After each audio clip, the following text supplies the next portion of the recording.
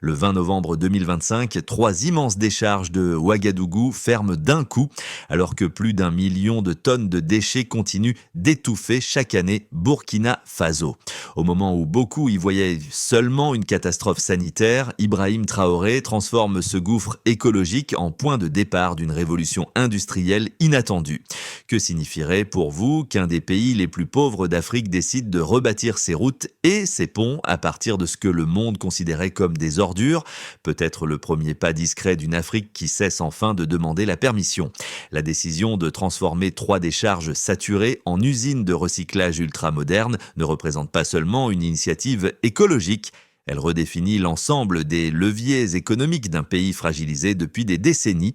Le bénéfice central, celui qui change réellement la trajectoire nationale, tient en 10 mots: réduire la dépendance extérieure en créant une valeur entièrement locale. Mais cette promesse, aussi puissante soit-elle, s'accompagne d'enjeux considérables, car reconstruire une industrie à partir de déchets impose une rigueur technique et politique que peu de nations ont réussi à maintenir durablement. Ce tournant inédit repose sur une idée simple: si le Burkina Faso parvient à extraire de ses propres déchets un matériau suffisamment robuste pour édifier des ponts stratégiques, alors le pays peut, pour la première fois, financer et construire son avenir selon ses propres termes. Pourtant, derrière cette perspective enthousiasmante, une tension demeure, et si l'obstacle majeur n'était pas technique, mais la capacité d'un État à soutenir seul une mutation aussi rapide. Cette interrogation ouvre une brèche que seule la suite de l'histoire pourra refermer. Les premières analyses techniques publiées en juillet 2025 révèlent un constat inattendu. Plus de 1 million de tonnes de déchets municipaux étaient jetés chaque année sans stratégie durable. Mais ce volume colossal cachait en réalité un potentiel industriel jusqu'ici ignoré. Dans le même moment, un détail passé inaperçu du grand public signale une rupture décisive. La nouvelle équipe d'ingénieurs formée au Ghana, au Maroc et en Turquie parvient à stabiliser le polymère destiné au béton, ouvrant une voie technologique que personne n'avait anticipée. C'est grâce à cette convergence rare entre urgence environnementale et innovation locale qu'Ibrahim Traoré repositionne l'ensemble du pays. La fermeture définitive des 3 plus grandes décharges de Ouagadougou n'est plus un geste symbolique, mais le pivot d'une restructuration nationale. En quelques mois, des lignes de tri automatisées, des broyeurs capables de traiter 50 tonnes de plastique par heure et des unités de réaction chimique sont installées, marquant une première dans la région du Sahel. Ce basculement technique transforme un territoire longtemps freiné par la dépendance extérieure en un laboratoire d'autonomie industrielle. Cependant, pour comprendre pleinement la portée de cette décision, il faut revenir au point de départ: des zones entières de la capitale asphyxiées par les fumées toxiques, une population exposée quotidiennement à des maladies respiratoires et des quartiers pauvres vivant littéralement au pied de montagnes de déchets. Là où d'autres gouvernements auraient prolongé les solutions temporaires, Ibrahim Traoré adopte une lecture stratégique. Si le pays parvient à transformer ce fardeau en matériaux ultra résistants, le béton polymère dont la compression atteint 147 MPa, soit 3 fois celle du béton classique, alors chaque kilo de déchets devient un actif économique. Cette compréhension nouvelle crée un effet domino: infrastructure moins coûteuse, maîtrise locale des matériaux, réduction progressive des importations et surtout affirmation que le Burkina Faso peut bâtir seul. Une révélation silencieuse mais lourde de conséquences pour la suite. Au cœur de cette transformation encore fragile, un personnage s'impose comme fil conducteur: le jeune ingénieur chargé des premiers essais sur le béton polymère, revenu de Turquie avec l'intuition que les déchets pouvaient devenir une ressource stratégique. Son équipe, d'abord réduite à quelques techniciens sceptiques, réussit à produire un premier lot de matériaux conformes aux exigences de résistance. Cette réussite minuscule en apparence devient la preuve expérimentale que la vision politique portée par Ibrahim Traoré n'est pas une simple déclaration d'intention, mais un axe opérationnel crédible. Un second micro-cas illustre l'impact immédiat. Dans le quartier de Boadolo, un ancien récupérateur de déchets, longtemps exposé aux fumées toxiques, obtient un poste stable au sein d'une des nouvelles usines. Pour la première fois, son revenu ne dépend plus de l'aléatoire du ramassage informel, mais d'un processus industriel structuré. Ce basculement individuel, répété sur des centaines de travailleurs, montre que la transition écologique du pays n'est pas qu'une question de technologie, mais une recomposition sociale profonde. Ces premiers signaux dessinent une trajectoire nouvelle, amélioration sanitaire autour des anciennes décharges, montée en compétences de jeunes ingénieurs nationaux et amorce d'une chaîne de valeur totalement locale. Pourtant, une inconnue demeure, subtile mais essentielle, la stabilité de cette dynamique face aux résistances internes et aux pressions extérieures qui s'annoncent. L'innovation n'a de sens que si elle transforme réellement des vies. Tout commence par une crise longtemps banalisée. Les 3 plus grandes décharges du pays atteignent leur saturation. Les fumées toxiques s'élèvent chaque nuit. Les quartiers environnants suffoquent. Les maladies respiratoires augmentent discrètement. Rien ne change. Puis un point de rupture surgit. Les rapports techniques alertent. La situation devient intenable. La phase de déclenchement apparaît lorsque les ingénieurs formés à l'étranger confirment la faisabilité d'un béton polymère issu des déchets plastiques. Un matériau à 147 MPa, 3 fois plus résistant que le béton classique. Étanche, stable, adapté aux températures extrêmes du Sahel, cette donnée unique ouvre un champ nouveau. Elle enclenche toute la suite. Ibrahim Traoré saisit immédiatement l'occasion. Pas d'hésitation, pas de comité interminable. Une décision, une seule. Fermer les décharges, construire des usines, transformer le paysage industriel. Les décrets tombent, les lignes de tri sont commandées, les broyeurs arrivent. 50 tonnes de plastique par heure, un rendement inédit pour la région. Les équipes travaillent jour et nuit. La cadence est brutale, les chantiers se multiplient, les réactions chimiques sont stabilisées, la chaîne complète se met en place. Et très vite, un premier lot de béton polymère est produit. Les ingénieurs le testent. L'échantillon tient. Il dépasse même les attentes. Ce n'est plus une hypothèse, c'est une rupture matérielle. La montée en intensité survient lorsque la construction des ponts expérimentaux commence. Les blocs polymères sont assemblés. Les charges montent, 112 tonnes. Les structures résistent. Les caméras enregistrent tout. Une vidéo de 47 secondes circule, l'attention internationale explose. Les regards se tournent vers Ouagadougou. Certains s'enthousiasment, beaucoup doutent. Les entreprises occidentales observent. Elles perçoivent le danger. Un pays capable de produire seul ses matériaux stratégiques menace des décennies de dépendance imposée. Les critiques se multiplient, les tribunes s'enchaînent. Les experts étrangers mettent en question la durabilité du béton polymère. Ils invoquent le climat, la poussière, les variations thermiques, les risques structurels. Les médias relayent, des scénarios d'échec circulent, l'ombre d'un revers plane. Pourtant, sur le terrain, la dynamique ne faiblit pas. Les ouvriers avancent, les ingénieurs affinent, les usines tournent, les quartiers voisins respirent enfin. La phase de résonance s'installe lorsque plusieurs villages autrefois étouffés par la pollution découvrent un air plus clair. Les anciens récupérateurs deviennent salariés. Les familles sentent le changement, la transformation gagne du terrain, le projet cesse d'être technique, il devient social. Il devient politique, il devient identitaire, il devient un acte d'autodétermination. Les réactions internationales, elles, s'intensifient encore, pression diplomatique, commentaires sceptiques, analyse alarmiste, rien n'arrête le mouvement. Ibrahim Traoré continue d'avancer, chaque pont achevé renforce sa position, chaque test validé affaiblit les critiques, chaque tonne de déchets transformés réécrit le rapport entre dépendance et autonomie. À ce moment précis, une question s'impose en filigrane. Et si cette ligne d'événements n'était pas une simple succession d'actions techniques, mais la préparation silencieuse d'un basculement géopolitique bien plus vaste, la situation de départ et le baseline est brutale. Plus d'1 million de tonnes de déchets municipaux sont déversés chaque année sans plan durable.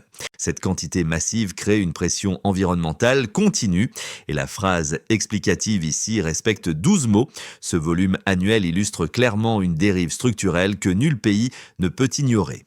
Ce chiffre constitue le point zéro, la mesure qui définit toute l'ampleur du problème que Burkina Faso devait affronter avant la réforme. forme. Le delta, lui, apparaît au moment où les ingénieurs réussissent à stabiliser le béton polymère à 147 MPa, une résistance 3 fois supérieure au béton traditionnel, une phrase explicative de 11 mots.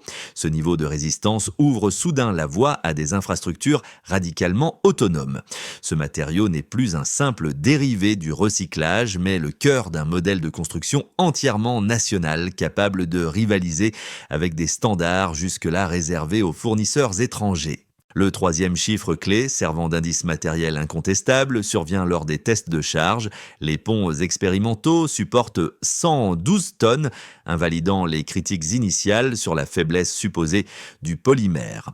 Phrase d'explication, 11 mots. Cette charge démontre concrètement que la technologie locale peut dépasser les attentes internationales.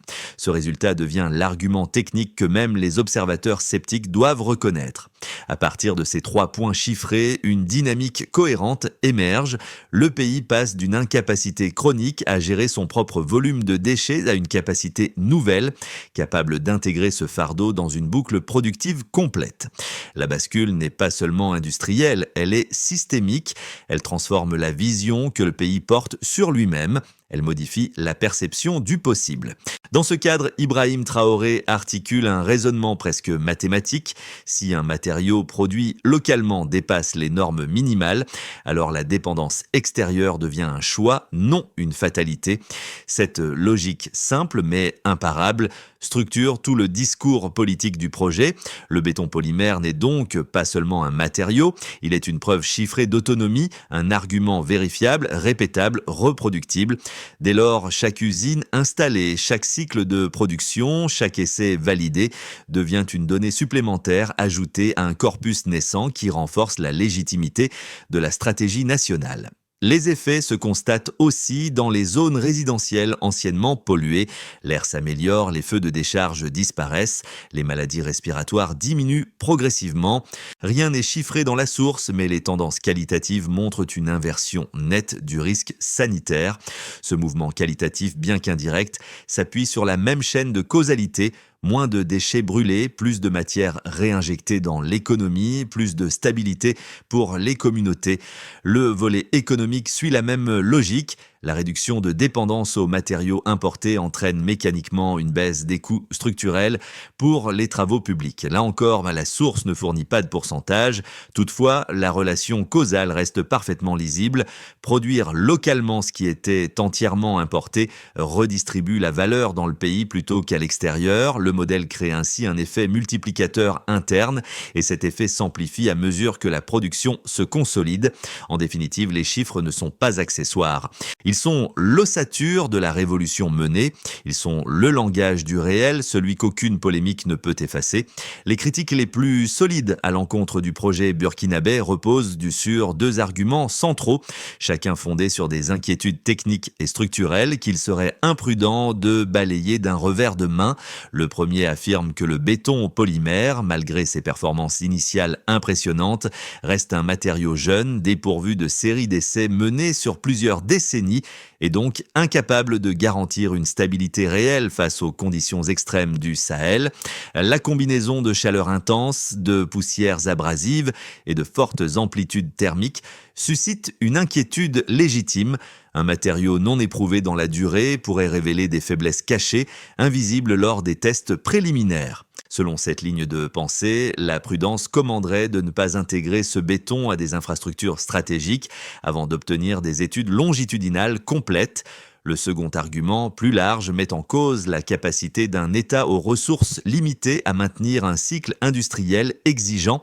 La production du béton polymère requiert une organisation rigoureuse, chaîne de tri stable, approvisionnement continu en déchets plastiques, entretien des broyeurs, supervision chimique des réactions et coordination logistique pour livrer les matériaux au chantier. Pour certains observateurs étrangers, le risque résiderait moins dans la technologie elle-même que dans la gestion. Si un seul maillon faiblit, l'ensemble du dispositif pourrait se gripper, laissant le pays revenir aux anciens schémas de dépendance extérieure.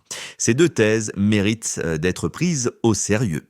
Pourtant, les données issues du terrain offrent une réponse directe. D'une part, les tests de résistance ont dépassé les standards attendus. Le béton polymère a atteint des seuils de compression exceptionnellement élevés et les ponts expérimentaux ont supporté des charges très supérieures aux normes utilisées dans la région. D'autre part, la capacité organisationnelle s'est démontrée dans les faits.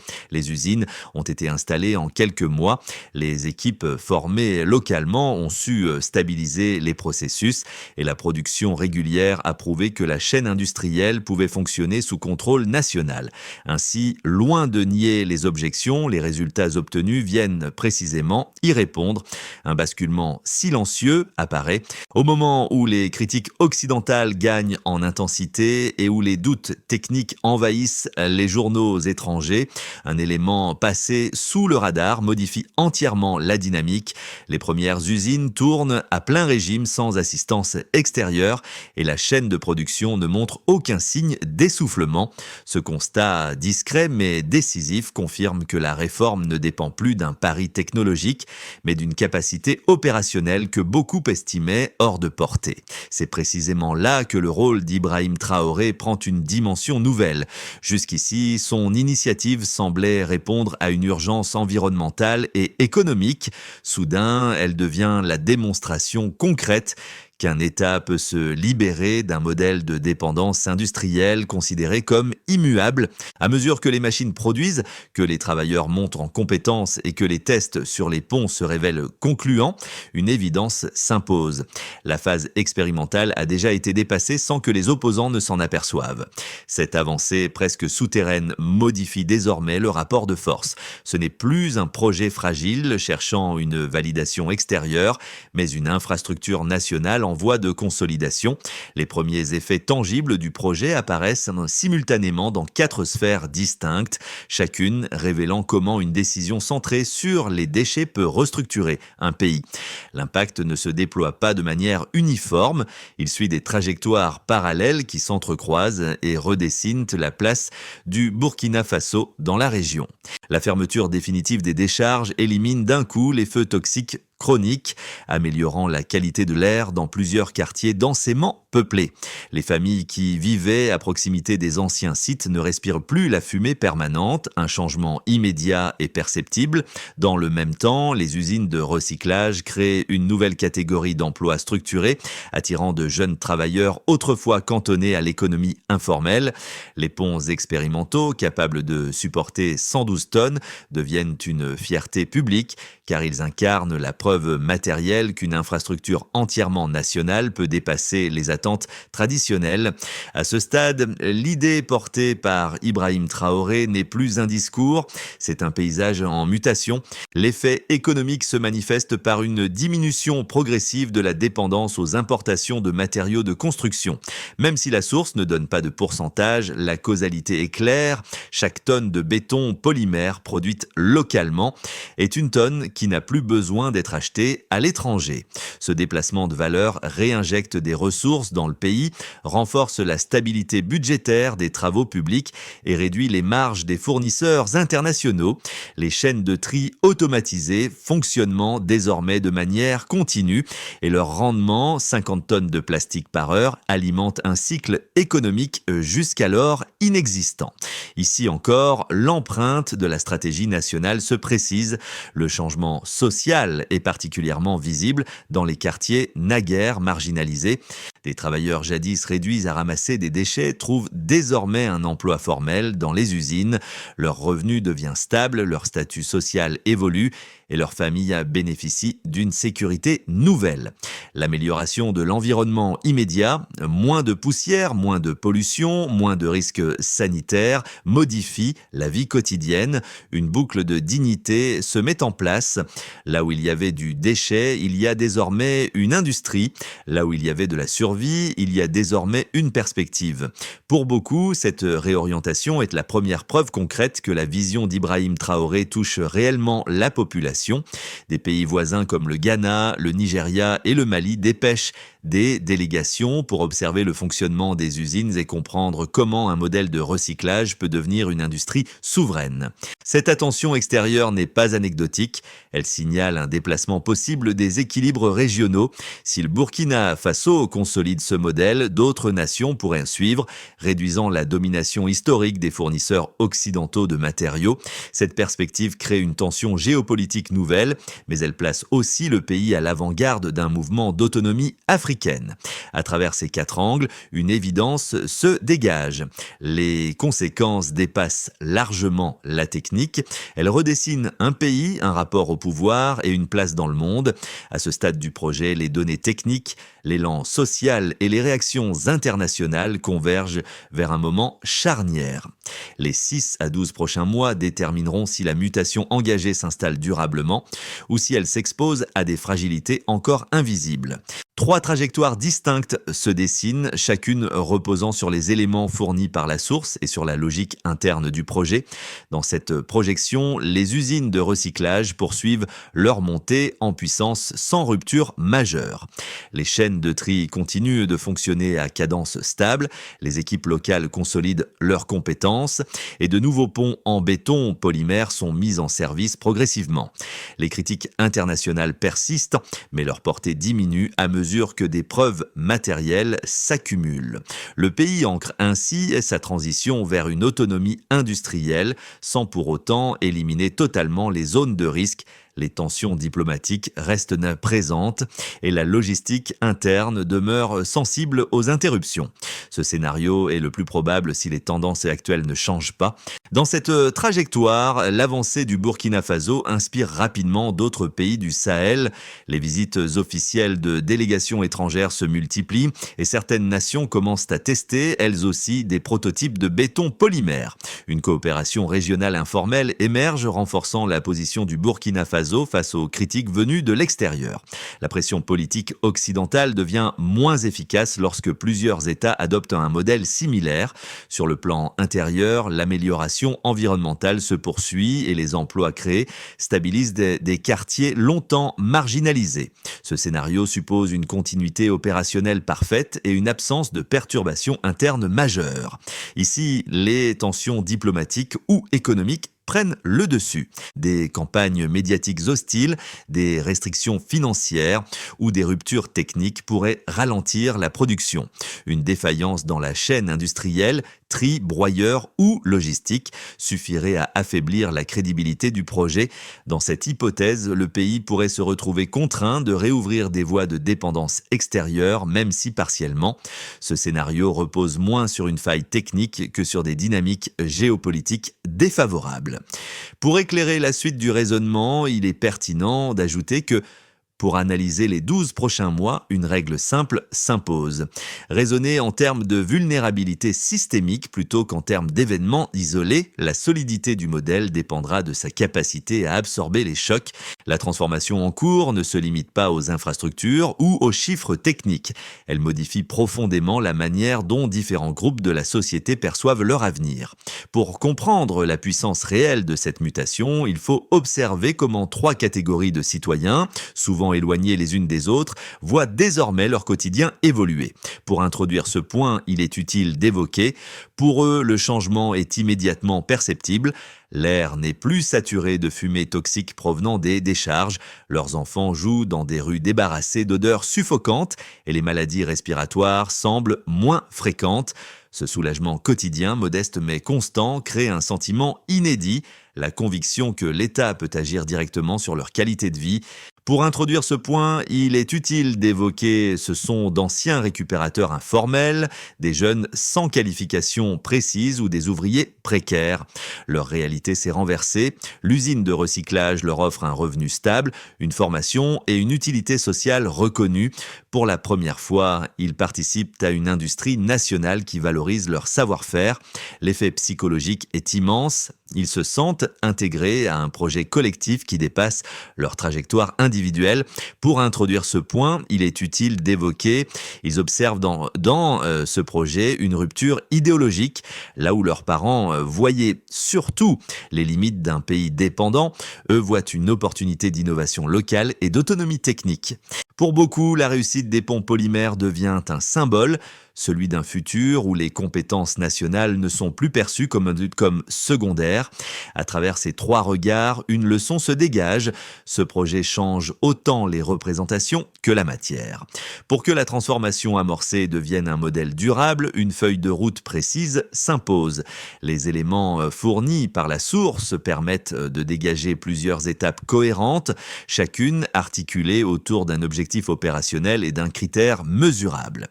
Le rôle d'Ibrahim Traoré dans cette phase tient à la structuration et à la continuité politique nécessaire pour maintenir l'élan.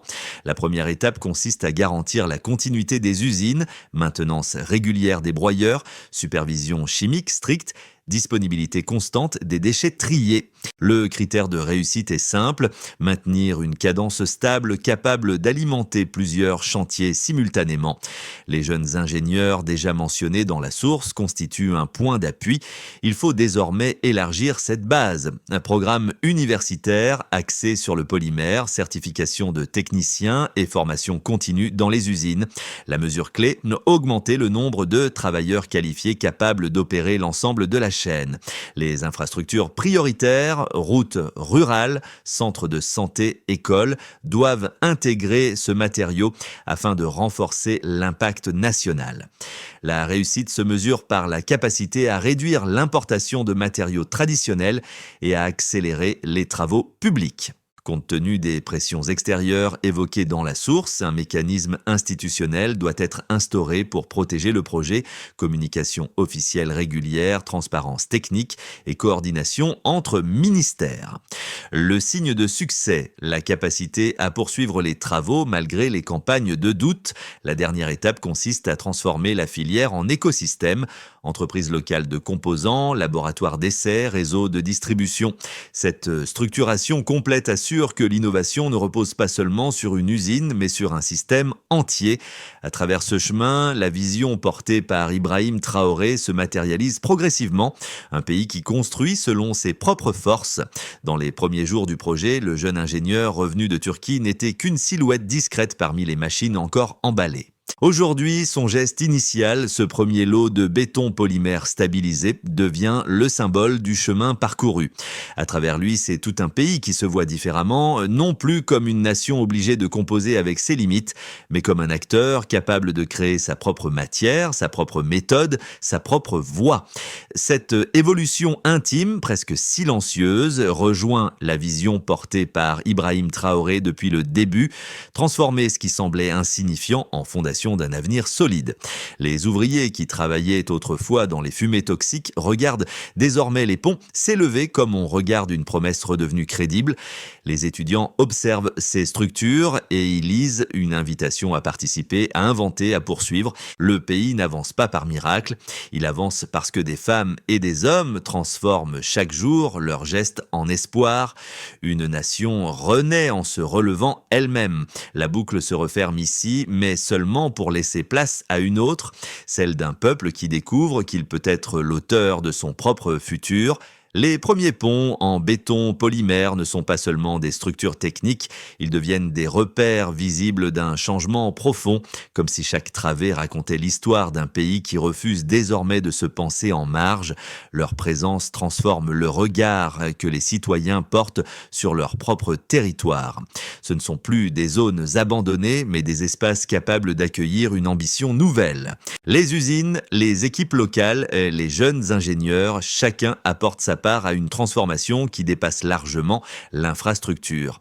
Dans un monde où les récits dominants proviennent souvent de l'extérieur, voir un pays écrire le sien rappelle que la souveraineté n'est pas un concept lointain, c'est une pratique quotidienne, faite de décisions, de travail et de confiance dans ses propres capacités. Cette histoire n'appartient plus seulement au Burkina Faso, elle interroge chacun sur sa manière de comprendre le développement, la dépendance et l'innovation. Si ce parcours vous inspire, partagez-le pour prolonger la conversation et donner de la visibilité aux initiatives qui transforment réellement la vie des populations. Et vous, que retenez-vous de cette expérience de reconstruction née des déchets même que l'on croyait sans valeur ?